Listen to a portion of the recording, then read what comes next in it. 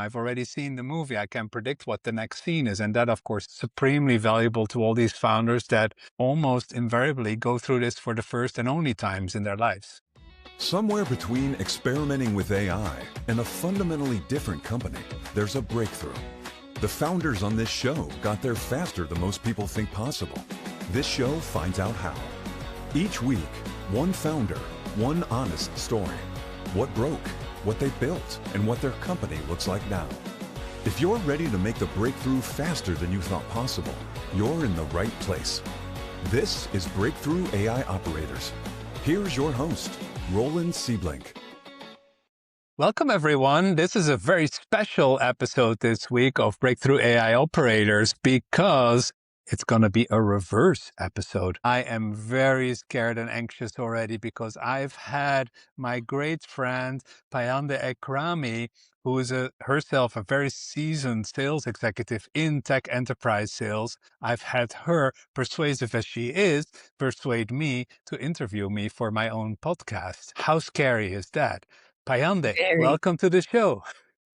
Thank you. Thank you for having me and for taking the challenge on. It's so exciting to be talking to you, and I'm looking forward to doing this with you. A little bit of background for anybody that is listening and watching.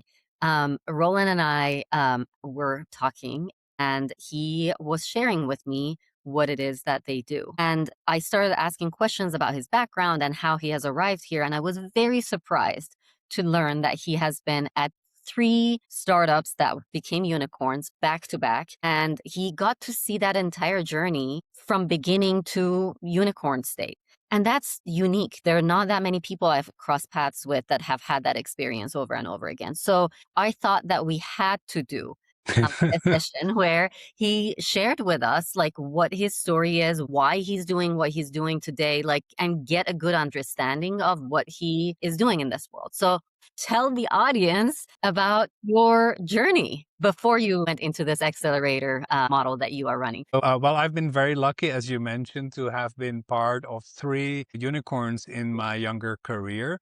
Back to back, every time we grew a company from some 10 to some thousand employees, from $1 million to $100 million in revenue in just 3-4 years' time, every time. So I've seen that journey a few times where a company is in absolutely fast forward mode where, they may have 7 CEOs in those 3 years. They may have 5 fundamentally different strategies. Of course, the organization chart changes like 100 times, and it's a fundamentally different way of operating a business than what people will have learned in other jobs or may have learned in business school at some point in time. I started realizing this is a completely different practice. Right. And it is also different from the early stage startup practice where we've had a lot more thought leadership in the last 15 years, especially coming out of Silicon Valley and out of all these like early stage accelerators. People all have gone through that when they sit on, let's say, this kind of rocket ship. But what they fail to realize is that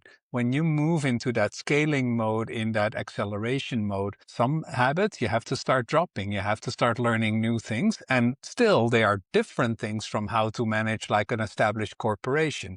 And so it was that kind of middle stage where we started to call it like the adolescence of a unicorn. It's not a little kid anymore, but it's also not quite a fully fledged adult yet in a boring suit or something, right? How do we make that phase in particular successful? And that's when what I've been passionate about. Been through it 3 times myself inside the company, not just as an investor as many others have, right?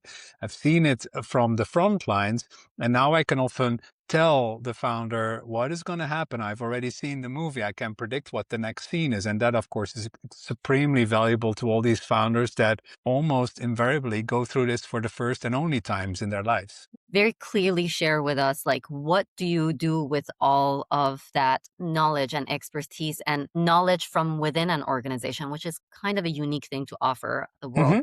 What are you doing with that day to day as part of your working life? Yeah, so our mission is really to share that knowledge with as broad an audience of mid-stage founders as possible. Everyone who's either going through it now or will be soon, right?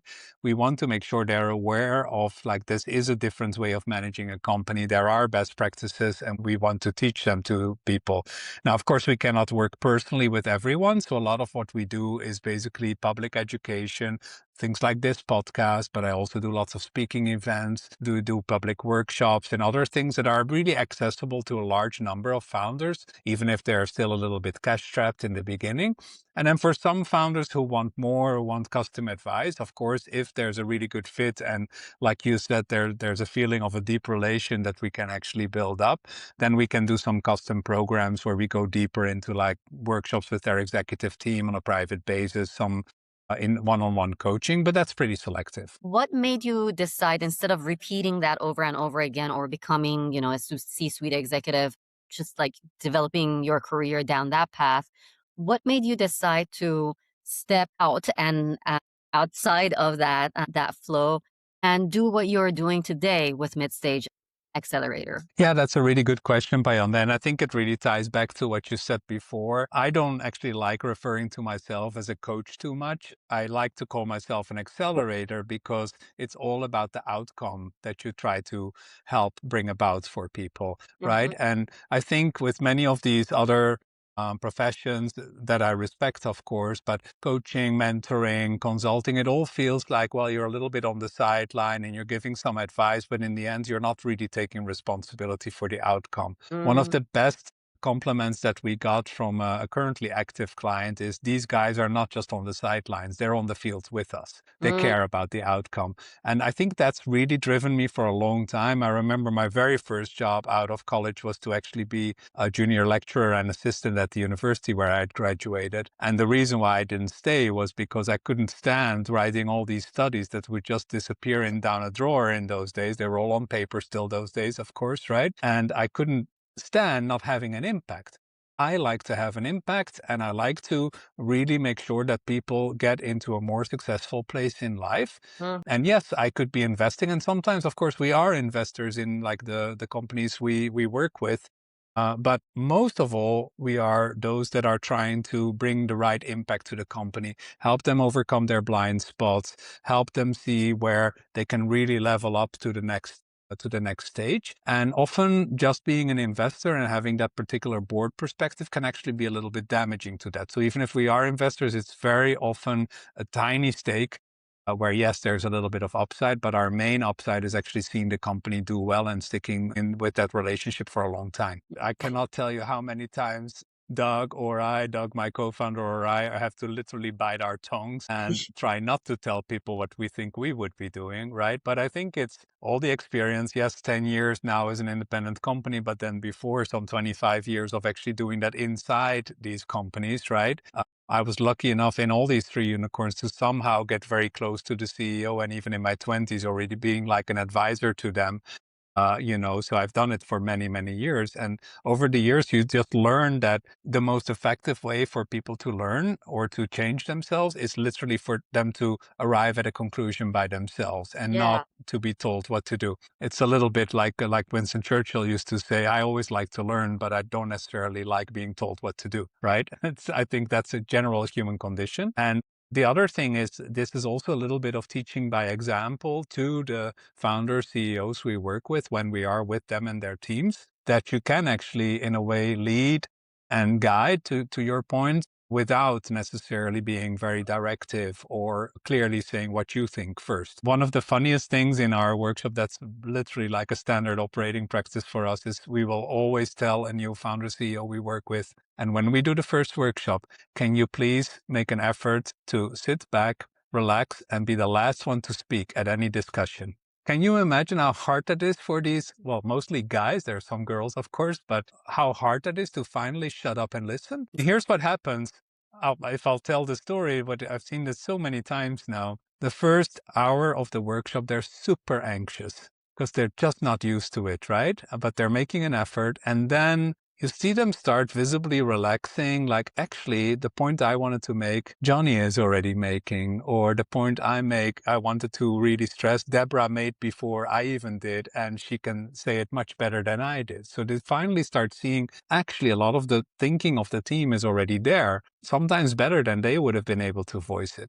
And then what happens by the time we're ready to break for lunch is that they start seeing that some people they thought were their best talents are really not saying that much and are not contributing that impressively, whereas others that they thought of as the first person to get rid out of the team is actually the best contributor of all. What do you think's happening there? Wow. Some people have original ideas and some people are echoers, and that becomes super Exactly. They obvious. start realizing that person I love so much has actually been echoing me all the time and has been very good at always making me feel right. But that's not necessarily what a team needs at that stage anymore, right? So it's definitely like some other clients said, like, you don't need to be too soft with us. I love it when you scream at us. It's that fundamental conflict, I think, absolutely right in that mid stage where on the one hand, you, with your brain, you realize rationally that you need to build on your team, you need to delegate more, you need to scale through people because that's the only way.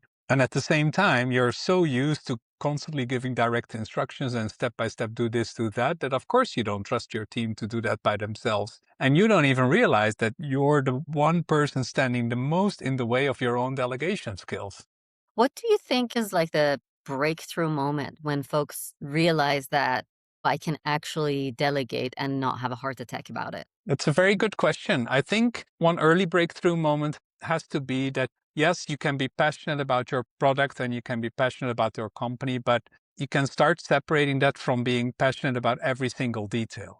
Because Hmm. as long as you're still completely passionate about every single detail in the business, of course, you're not going to be able to delegate. People have different preferences, different experiences, different perceptions, right? And so nobody's ever going to do the job exactly like you would. If that's your standard, then good luck delegating. Right? Once people start feeling like I'm so in the weeds, I cannot focus on the things I should be focusing on, such as new partnerships, better investments, a new round that needs to be raised, hopefully a new strategy for when this product starts running out and we need a new one.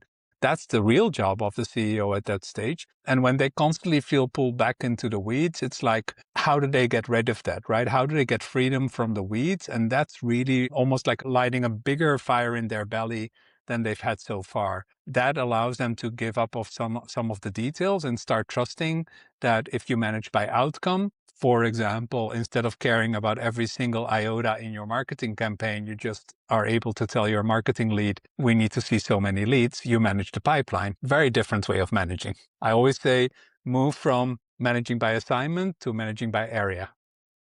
How do you see the most successful co-founders either manage this naturally or overcome the challenges that they are having in making this transition into being delegators and trusting folks with helping build the company the way they envision it needs to go? I think just having more clarity between the team members that is explicit and that typically means on paper or on screen as opposed to just in a discussion is one of the first steps. People completely overestimate how aligned a team really is. And one of the exercises we often do in the first workshop is ask everyone to write down what they think they're responsible for. I've seen teams start crying by frustration of seeing like how misaligned they found out that they were, that for example, the head of engineering thinks that they are responsible for never having an outage, whereas the CEO thinks the head of engineering is responsible for launching 10 innovations every month, right?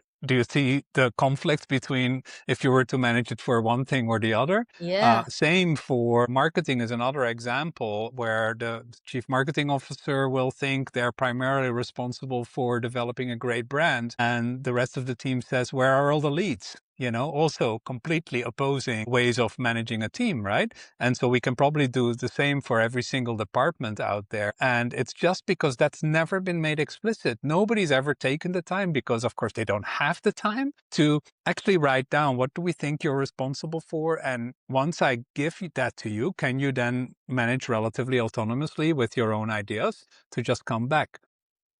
You and I have had conversations about companies as they are growing, Mhm. doing the same thing. Tell me a little bit more about the temptation that comes as you raise more and more funds and you have more resources at your fingertips, seeing the bigger picture of what is possible, the temptation that is there and what you are seeing work and not work so well. I would never call us HR consultants or the kind of coaches where we say, go lie down on my couch and tell me about your problems. No, it's about driving the business forward. And before I sign any deal with any customer, I will always ask the founder CEO one very difficult question. Do What I is it? work for you or do I work for the company? So it will typically take them about a minute to answer that. And fortunately, about 90% arrive to what I think is the right answer, where they say, actually, you work for the company. And then here's a question I learned from one of my own mentors in those days. So if ever I would feel, Mr. Founder, that you're no longer the right person to be leading this company, would you want me to tell you? And you can imagine that the answer to that question is an absolute red flag or green flag on whether it makes sense to work with them. Yeah.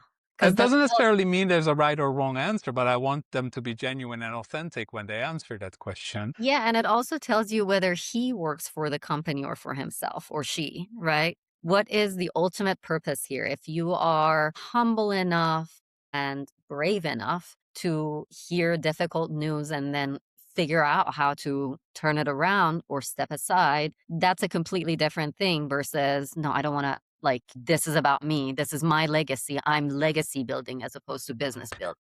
To keep moving, yeah. And I think the one of the paradoxes that I often have to teach leadership teams explicitly is like, even if you all joined a startup because you wanted new stuff, you wanted innovation, you wanted to reinvent stuff, right? Any business in the end has to be successful by just creating value on a repeatable basis, right? And yes, that means to some degree checklists and processes and all the boring stuff you probably fled from in the beginning, right? But if a business does not have repeatable value creation, repeatable processes, it's not going to be successful because it cannot optimize, it cannot, be more efficient over time. It's just more, how do you keep both sides of the business alive? And one of the best examples was when I was young in the 90s, there was a company in Europe called Orange Communications. They were one of the big mobile phone companies out of the UK mostly, but also went international. And they split it up, the entire business, between just two divisions, Orange Today and Orange Tomorrow. And Orange Today was all the people who worked in like call centers, 9 to 5, sales associates in the shops and all that stuff, all relatively process driven, best practices that were managed in a more traditional way, if you will, right? And often also people that had more like, they had families already, they wanted the 9 to 5 in that sense, right? Understandably. And then Orange Tomorrow was kind of like the innovation division where they would hire the hot shots, would never work 9 to 5, would come in maybe at noon, but then would work past midnight, all on these innovative projects that might go somewhere, might go nowhere, and, a very, very startup-y side of the business. But the interesting thing that they found was that after these projects would get launched, and of course they would have to be integrated into operations to some degree. Often those people that were launching those projects got so tired of being in that intense atmosphere that they were kind of happy to move into the operational side of the business, bring their project along with them, be a leader on the operational side, and make place for some new young blood that would run the next project. And I always thought like that is a perfect way of thinking about the yin and yang of like a startup has to have both over time, that more repeatable side that's not very different maybe from a more traditional business. But next to that, how do you keep alive that drive to innovate, to be better, to be, to go to the next level? Yeah, one thing that's helped a lot is when we talk about the flywheel of the business, right? That through all this complexity of like they may have 15 people reporting to them and all these functions and they're all fighting together and there's silos being built and all that stuff that's super frustrating for founders, right? And when we simplify that a little bit and say, look, in a very simple way, every business has only 4 major functions. It's to innovate, like bring something exciting to the market, then to sell it, to deliver it, and then there's back office, which is like dealing with finance and people. That's it, right? And if you think of these as like one feeds the other, right? The innovation feeds the sales and the sales feeds the delivery and the delivery feeds the cash flow that can then manage the rest of the company. And hopefully part of that cash flow comes back in more people, which means more products, which means more sales and so forth. That's how you start seeing that whole business develop, right? And just by providing that more simplified view. It's oversimplified, of course, I realize that, but giving them that very simple mechanism of like, actually, these are the only functions that I need as a company. And now I can actually start thinking of, can I put somebody in charge of that entire segment of that flywheel so that I don't have to deal with all the tactics in there, right? And that helps a lot because then you can have them think like, okay, here's my current flywheel, which may be running for 70% effectiveness. Let's bring that up to 90%. But at the same time, I can start having a dedicated team of people start building slowly a second flywheel on the side. Just don't distract the people that are running the first. I love that. That's a very difficult thing to do. And I think dividing it up that way and having a framework around it can be really helpful. So, if I was to echo back some of the things that we've talked about, it sounds like the accelerator starts by understanding, providing an outside in diagnostic to understand what is going on with the organization, where folks can share with transparency with you things that they perhaps can't share openly from within. And then the next step is you come and bring folks together so that there's transparency internally now on what is going on, what are the challenges that folks are experiencing, what are the opportunities, and you start putting the pieces of the puzzle together to understand what is today. And as part of that, you start moving into simplifying what is needed, oversimplifying, you said. What are the core elements that are moving this business forward and creating that flywheel, that rocket ship that is going to take us from point A to point B? And then once you have that clarity, you can figure out in these areas, it's our time to go deep. In these areas, it's our time to go less deep, go a little bit shallower. Exactly. Yeah. In these other areas, we have the timeline and understanding of when we are going to go and experiment, for how long, with what kind of intensity, and what kind of cycle to give it enough time to figure out what else we could be doing when the time comes. So share that understanding. Yeah, and I would add two aspects that I think maybe we haven't highlighted enough yet. One is I think it all starts from a realization that the startup is kind of running into a wall a little bit. Of course, every founder, every founding team learns that to the outside world, they always have to portray everything as like the best company ever, and there's never a problem. And you really start doing that so often that you often start believing your own BS, if you will, right? But we always say at some point in time, you have to start mixing a little bit of truth serum through your Kool-Aid, right? And so maybe not to the outside world, but don't just believe your own story on the inside. In the inside, you actually have to be quite open and honest about what is working and what is not working. And especially when a company starts realizing like we're not hitting revenue targets, we are maybe seeing a huge slowdown in our innovation, we're just not delivering all the products anymore that we wanted to, something is off, right? That's often the very first sign where they start getting interested. Do I need to do something different than I've done so far? And I'll also tell you, Payandeh, of course, there's these founders out there that start from the assumption they can do no wrong. And some of them will believe that all their lives. Some of them will believe they're God's gift to humanity. And that's fine. Much harder to work with, of course, right? And they can even go quite far at some point in time just by being very stubborn and with a good team of yes men and yes women around them, right? But like you saw with, let's say, without mentioning any names, but like the founder of one big rideshare company, at some point in time, they may not hear the truth anymore about what is really going wrong. And then they'll still maybe lose the job at some point in time, although they've been huge successes, right? So we try to avoid that a little bit and that's the second aspect I wanted to mention, that one of the core things is to take the thinking out of just the founder's head and put it in the team, right? And that's why very often it's about, let's write down a few things. Like we ask the founder, we want to see your vivid vision, but we want to see it on paper.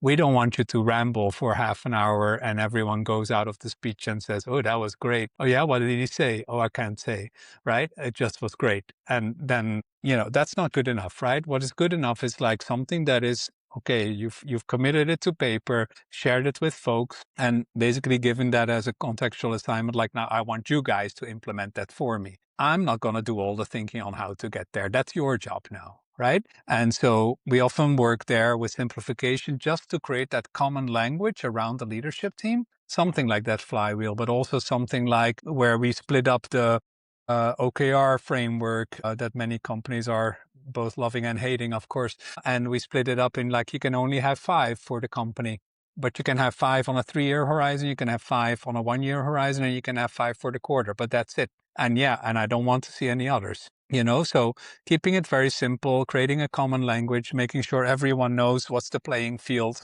making clear who's performing, who's not. Those are the levers that actually bring the thinking from just the founder, where all the leadership members are mere limbs, into like everyone's thinking is involved. And we actually start having debates, and they dare to have debates. So I know we're short on time. I have just a couple of other questions for you. You and I have had a lot of conversations around your selectiveness in choosing who to work with and why. I found that fascinating. I would love to have you share with the audience, how do you choose who to work with? So I have a few things in mind.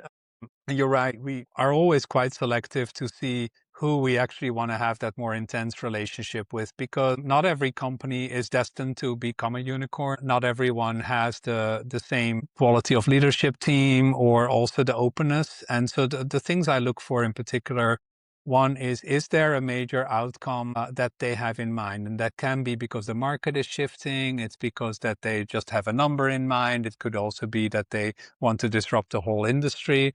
Ideally, it's something that has to do with being a champion for a customer that's been underserved or something like that, right? But is that outcome clear? Call it the ambition, if you will, right? And then second, it's like this kind of rare combination between the one hand being very stubborn about their vision and on the other hand being super pragmatic on how to get there. In other words, are they able to consider different approaches to the same problem, right? And that starts with the founder, but it also has to be part of the leadership team at large. And you could call this, are they coachable in a sense, right? Are people open to some new information and able to try that? And ultimately, I think it's almost always necessary to see some eagerness for learning in general, especially learning about management and leadership, and just wanting to be doing better and starting to see that as a craft in itself, right? So the kind of people who are founder, but keep identifying themselves as primarily like a coder or primarily as a salesperson, yeah, that's good. And we all have a background like that, of course, our depths are vertical. But ultimately, you have to start realizing you're no longer the one building the product. You're no longer the one selling the deals. You're the one building the company now. And that's a craft in itself that I want founder first and then leadership team at large to be proud of. Like, be proud of being a leader, even be proud of being a manager. I know it's not something a lot of people would say, but it's a craft in itself, and it's a whole discipline that you can learn a lot about and get a lot better at. Being the steward of this company. And in service of that, they will be vulnerable. They will work hard, of course, but they will also be thoughtful and pragmatic to make sure that all that needs to happen to make this venture successful is going to happen. Love that clarity. Okay, we are going to finish with a rather personal question. Tell me, what is your why? What is your purpose in life? What were you put on this planet to do? Always a difficult question, but I think it's close to. I sincerely believe that everyone can shine in a certain path in life, a certain occupation. Everyone can be excellent. I am not a believer in like there's great people and there's bad people, or there's great people, mediocre people, however you want to put it. I think it's just a question of fit, right? And so unfortunately, the tragedy is that the large majority of people never really find a good fit to their talents, never reach the level of self-awareness where they can even assess whether they could get a better fit, right? And I love helping people basically find a better fit. So when we talked about the co-founders, for example, to be finding like how that fits your character, how it fits your skills and your strengths, and be happy with that, because it'll ultimately have you swimming downstream as opposed to upstream all the time, right? And so I think that, of course, applies to founders who have to then evolve with the company, and hopefully they can find a better fit for themselves. It applies to co-founders. It applies to everyone in the leadership team, where we like to really help design and assign the areas that fits them best, but also be open to, that's not just a talent of theirs, like let's have somebody else jump in. And it even applies in the difficult situations of where sometimes we have to help a leadership team make a decision about who no longer fits on the team. And people call this cynical, but I often call this like freeing up their future, because I sincerely believe in that case, that them staying at that company is only going to hurt themselves in their own career, as well as the company potentially. And by freeing that up and giving them some support and maybe a network of finding a new job, they can find much better fit for themselves in life. When I get very emotional, it's often related to somebody that is being denied a certain chance that's obviously in line with their talents or what they want to do, and where I just can't stand that. Like when somehow structures in society or maybe parents or whatever just forcing them in a direction that's obviously no good for them, I get very emotional when I see that. I want everyone to fit in their sense of excellence. Well, Roland, I want to thank you for being courageous and vulnerable and letting me join this conversation and turn the tables. It's been such a pleasure talking to you, and hopefully the audience finds a lot of great nuggets in the discussion that we've had today. I'm going to turn it back to you so that you can close us out here. Oh, thank you so much, Payandeh. This was a true pleasure, and thank you for taking the initiative to turn the tables on me once. I'm sure that'll happen a few times more in the future because I really enjoyed it. And other than that, I hope that people learn a lot about what it's like to run a mid-stage company in this era of breakthrough AI, and that they keep listening. Amazing. Goodbye, everyone. That's what a breakthrough actually looks like. One founder, one honest story, every week. Subscribe, leave a review, and share this with a founder you think is ready for it. Find us at baio.midstage.ac. See you in the next episode.